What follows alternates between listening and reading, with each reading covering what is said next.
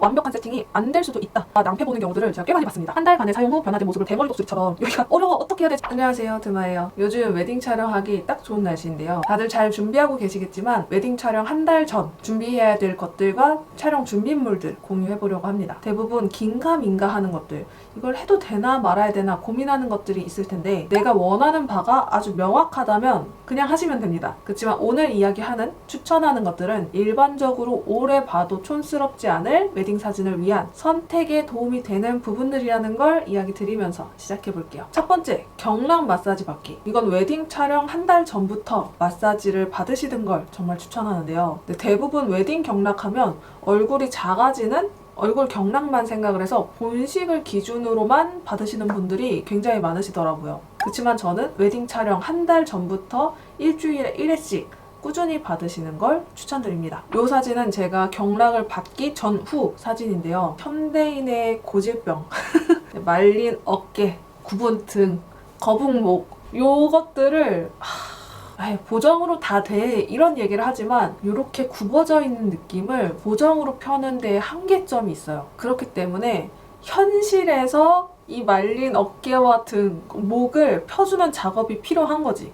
발레나 필라테스 같은 운동을 계속 꾸준히 하시는 분들은 사실 괜찮겠지만 일반적인 저 같은 사람들이 이걸 단기간에 운동으로 펴는 건 사실 쉽지 않거든요. 그렇지만 경락으로 아주 단기간에 일시적으로 조금 효과를 볼 수 있습니다. 그래서 마사지를 받고 나면 이 어깨가 펴진 느낌이 한 3일에서 4일 정도 지속이 되는데 촬영 전에 이렇게 받고 가시면 이 바른 자세에서 나오는 고급스러움이 생깁니다. 사진 자체, 사람 자체가 고급지다라는 느낌이 들어요. 다만 한 달 전부터 가는 걸 추천하는 이유는 마사지를 처음 받으시거나 아니면 오랜만에 받으셨을 때 다음날 몸살이 살짝 오거나 어혈이 올라올 수 있어서 한 달 전부터 주 1회씩 조금 꾸준히 가보셔야 촬영 전날 받으셔도 이런 문제점이 생기지 않아요. 두 번째, 네일 아트는 실험 네일. 저는 웨딩에는 네일에 돈 쓰는 걸 추천하지 않아요. 웨딩 네일이라 해서 진주, 큐빅, 펄 와랑창 올려도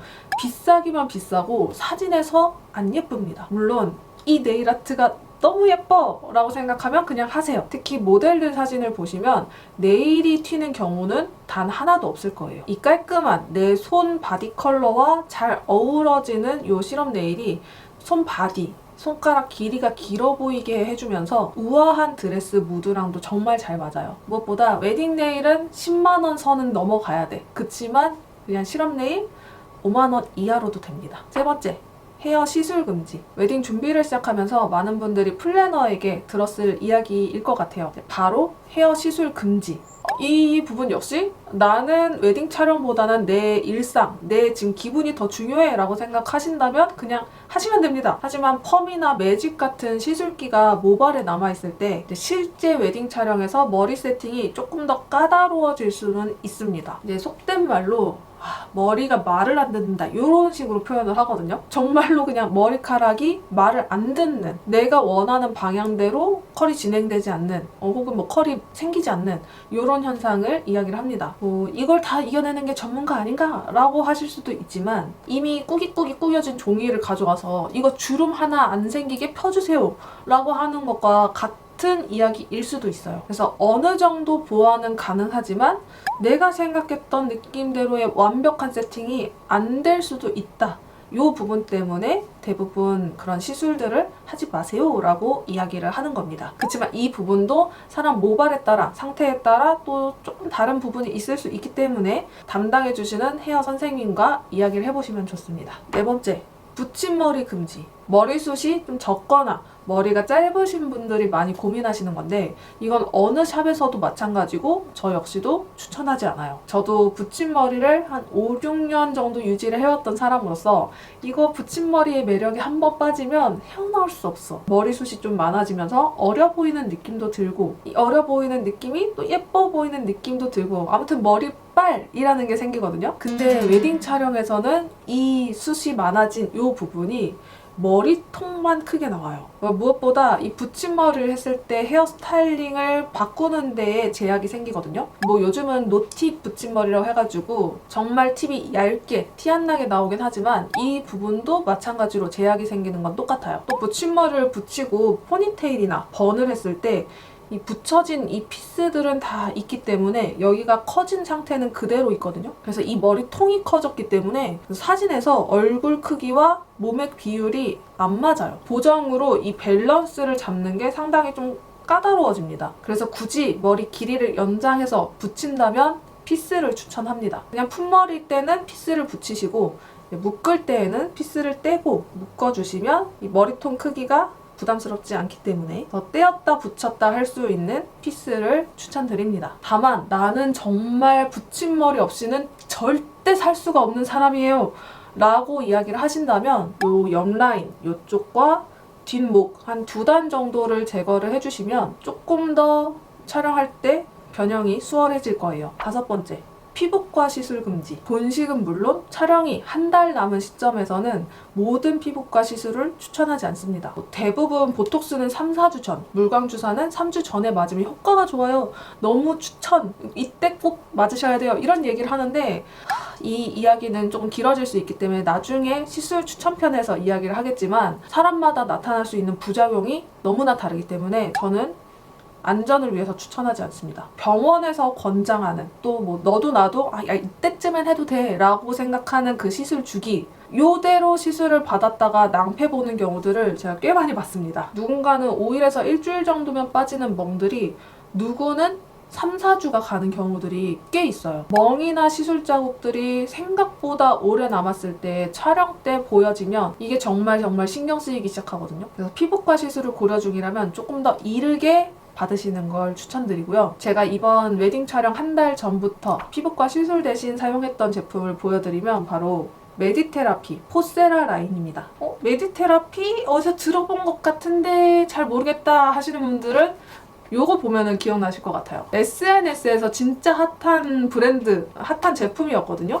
이런 기기류들로도 굉장히 유명한 브랜드인데 오늘 소개할 건 메디테라피 포세라 라인입니다. 사실 잡티 같은 건 메이크업으로 가릴 수 있어. 그렇지만 이걸 가리려면 좀 잘 먹는 베이스를 만들어주는 게 정말 중요하잖아요. 모공이 크고 거칠면 메이크업을 다 뱉어내고 또 피지 조절이 안 되면 금방 다 떡지고 뭉치는 그런 현상들이 발생하거든요. 그래서 미리 모공 관리를 해주는 게 정말 중요합니다. 그래서 사용했던 게 이 메디테라피 포세라 라인인데 이 포세라 라인에는 스크럽 세럼, 스피큘 세럼, 그리고 미니마이저, 블러크림, 쿨패치가 있는데요. 그중 제가 효과가 좋았다고 느꼈던 게 바로 이 스피큘 세럼과 미니마이저 그리고 이 파우더 세럼 그래서 요것들 같이 보여드릴게요. 바로 이렇게 한번 사용한 것만으로도 확실히 달라진 느낌이 드는데 한 달간 정말 꾸준히 관리를 해줬더니 피부 결까지 쫀쫀해진 피부가 느껴지더라고요. 요즘 미세침 기초 제품들이 정말 대란이었는데 생각보다 좀 자극적으로 느끼시는 분들이 많았어요. 이 스피큘 세럼은 확실히 따끔거림이나 자극이 덜해서 편하게 쓰기 정말 좋았어요. 제형을 보면 탱글한 젤리 제형 같은 느낌에서 펴바르면 보통의 세럼과 다르지 않아 보이는데 정말 가깝게 보면 미세 스피‌큘이 있지만 안 보여요. 모공보다 작은 사이즈의 미세 스피큘이거든요. 얼굴이 조금 더 민감하잖아요. 그래서 얼굴에 발랐을 때는 이거 느껴지네? 이런 느낌이었어요. 모공 사이즈보다 작은 미세침이라 자극이 적고 미세침에 시카 코팅이 되어 있어서 살아서 모공까지 간다고 하더라고요. 얼굴에 직접 사용하면 미세한 스피큘이 작용되는 느낌을 느낄 수 있는데 이때 함께 사용해주면 좋은 게 이 미니마이저예요. 이 조그만 기기에 2가지 모드를 이용할 수 있고 원버튼 타입이라 사용도 간편한데요. 옐로우는 진동 흡수 모드로 세럼을 흡수시키는 데에 도움을 주고 블루는 EMS 샵 모드로 모공 속까지 스피큘을 침투시키고 모공을 조이는 역할을 해줘요. 옐로우 같은 경우에는 기기가 이렇게 진동을 하니까 이제 확실히 눈에 보이는 이런 느낌이 있는데 이 블루 모드는 직접 사용을 해봐야 느낄 수 있어요. 옐로우 모드는 둥글리듯 굴려가며 세럼을 흡수시키는 느낌으로 사용을 한다면 블루 모드는 모공이 고민되는 부분에 꾹 눌러주며 사용을 해요. 이제 스쳐 지나가듯 움직여주면 살짝 따끔한가? 이런 느낌이 드는데 꾹 눌러주면 기기 가운데로 피부가 쫙 조여지면서 모공이 닫히는 듯한 기분이 들어요. 또 함께 관리해주는 아이템으로 메디테라피 포세라 리얼 비피더 파우더 세럼. 이건 신기해 하실 분들도 있을 것 같은데 기초 제품이지만 파우더 제형이에요. 그냥 두면 파우더 제형으로 있는데 피부에 올려서 문질렀을 때에는 액체로 변하면서 피부에 스며드는 신기한 제형이에요. 이 모공이 넓어지는 이유가 모공 속에 있는 유해균 때문인데요. 이 제품이 모공이 막히지 않도록 모공 속 유해균을 제거해주는 역할을 합니다. 그래서 바르는 피부 유산균 이렇게 생각하시면 쉬울 것 같아요. 이렇게 모공에 직접 올려 발랐을 때 모공 사이사이 꼼꼼히 스며들어요. 또 발랐을 때 어느 정도의 유분감이 잡히는 효과와 프라이머를 바른 듯한 효과가 보이는 세럼이라 이걸 사용하고 메이크업을 해도 좋더라고요. 이렇게 한 달간 모공 케어로는 메디테라피 포세라 라인을 꾸준히 사용해줬는데 한 달간의 사용 후 변화된 모습을 보여드리면 이런 느낌이에요. 세로로 넓어지고 있던 모공들이 촘촘히 다시 올라붙은 게 화면으로도 보일 건데요. 정말 써보고 효과 있었다 느꼈던 기초 제품이에요. 이걸 한 달 동안 저만 꾸준히 좀 사용을 해보고 진짜 너무 효과 있다라는 생각이 들어서 신랑한테는 딱 한 번만 사용했을 때 변화가 어느 정도인지가 궁금해서 해봤거든요. 진짜 느낌이 달라졌어요. 그래서 기획전 들고 왔습니다. 요새 뭔가 이런 디바이스, 기기류들 비싸잖아요. 하지만 메디테라피 드마 기획전에서는 한 달을 사용한다 했을 때 하루 한 잔 커피값도 안 되는 돈으로 피부를 집에서 관리할 수 있어요. 게다가 메디테라피 측에서 정말 좋은 이벤트까지 함께 열어주셨는데요. 기획전을 구매하신 분들 중 한 분에게는 100만 원 상당의 커플 스파 이용권, 그리고 10분에게는 피로를 싹 풀 수 있는 요 마사지 기기를 준비를 했어요. 이거 바디에 사용했을 때 진짜 시원하더라고요. 저 요즘에 이걸로 다리 뭉친 거 풀고 있거든요.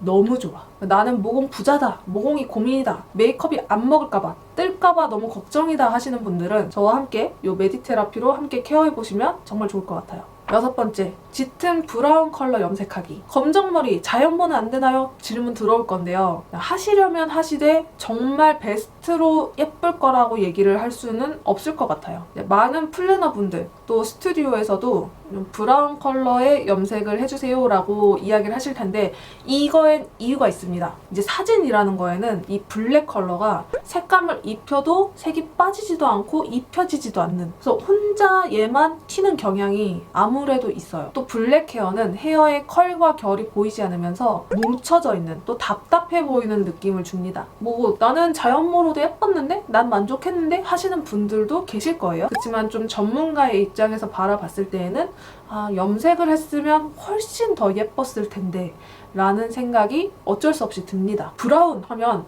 저 브라운 정말 안 어울려요. 저 검정머리만 어울리거든요. 이렇게 얘기하시는 분들 정말 많은데 브라운이라 해서 따뜻한 초콜릿색만 브라운이 아니라 웜 브라운, 쿨 브라운, 정말 다양한 브라운 컬러가 있습니다. 그래서 나에게 맞는 브라운 컬러를 선택을 하시면 돼요. 이제 헤어 밝기도 너무 밝진 않은 컬러를 추천을 하는데 일반적으로 실내에서는 굉장히 좀 어둡게 보이는 컬러, 그렇지만 자연광에 갔을 때에는 이 브라운 빛깔이 어느 정도 보이는 컬러 정도를 추천드립니다. 이 헤어 밝기를 이야기하는 이유가 내가 가는 스튜디오가 얼마나 나에게 커스텀으로 맞춰서 촬영해주는지는 모르겠지만 여러분 역시 또 모르고 있을 거예요. 그렇기 때문에 헤어가 밝은 경우에는 빛에 이 헤어가 날아가면서 대머리 독수리처럼 여기가 뚫린 것처럼 나오는 경우들이 꽤나 있어요. 이렇게 얘기하다 보면 뭔가 나의 자유를 침해당한 것 같고 나는 검정머리도 하고 싶고 핑크머리도 하고 싶고 나는 알록달록 다 하고 싶고 뭐 외국인들 보면은 외국인들은 그 밝은 헤어로도 다 잘 어울리게 잘 찍는데 도대체 왜 이렇게 얘기를 하는 것인가 라는 생각이 드실 수도 있어요. 이건 외국인의 이목구비와 우리의 이목구비가 구조상 다르기 때문이에요. 이제 서양적인 구조의 얼굴을 가진 외국인들 같은 경우에는 쌩얼의 드레스를 입어도 우리가 보기에는 괜찮네? 라는 생각이 들지만 내 이목구비에 쌩얼의 드레스를 입었다. 드레스만 너무 튀어. 얼굴이 너무 묻혀. 이런 느낌이 나잖아요. 헤어도 마찬가지. 이 동양인 이목구비에 안정적이게 보일 수 있는 헤어 컬러는 반드시 존재를 하긴 한다.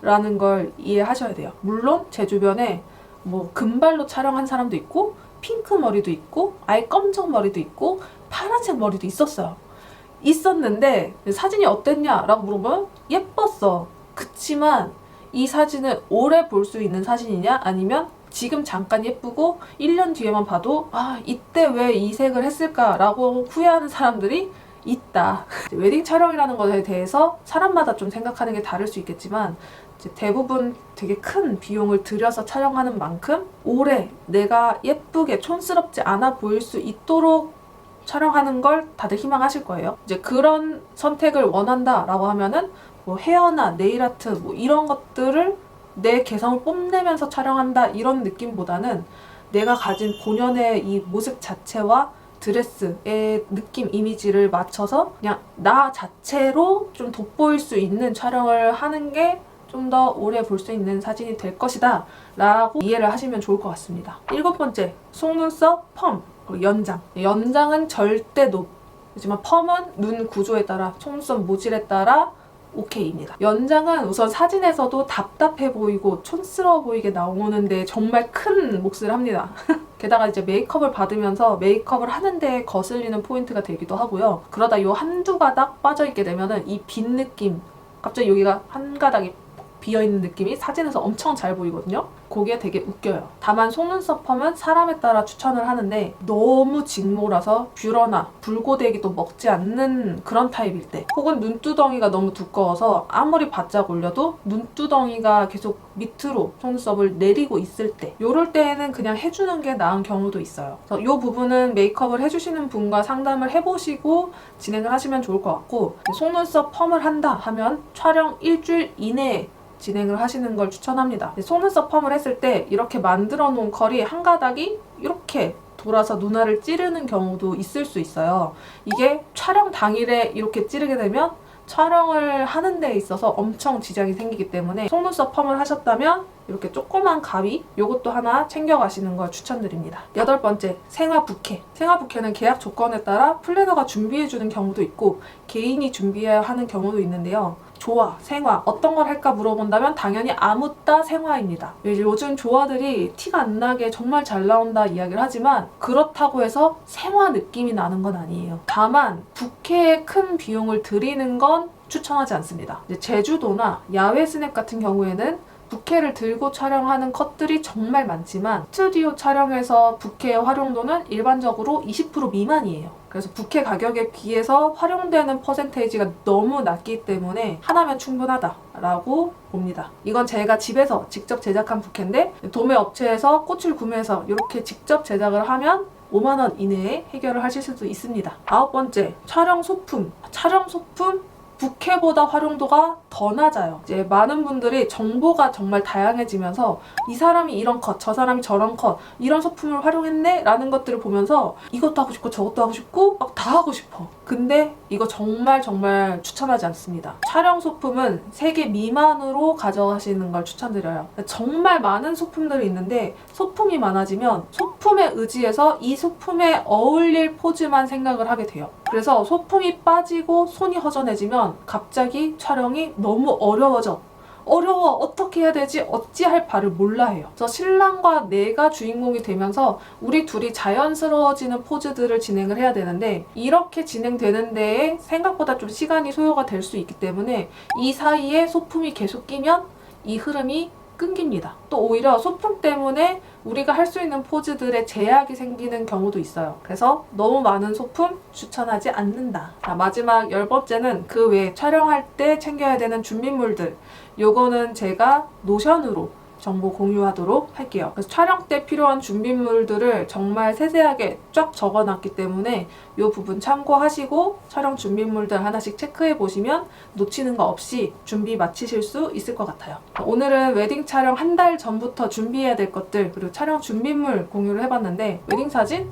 그런 거 나중에 안 보게 되더라고요. 하시는 분들 정말 내가 앞으로도 쭉 오래 촌스럽지 않게 볼 수 있는 사진을 찍었을 때에는 정말 오래 꺼내다 봅니다. 그래서 이 영상을 보시고 많은 분들이 정말 촌스럽지 않게 앞으로 5년, 10년 쭉 꺼내볼 수 있는 그리고 추억할 수 있는 그런 사진을 남기시길 바라면서 이번 영상 마쳐볼게요. 오늘 영상에 나온 이야기 말고도 이건 고민되는데 어떻게 해야 될까요? 하는 것들이 있다면 댓글로 남겨주세요. 그럼 빠이!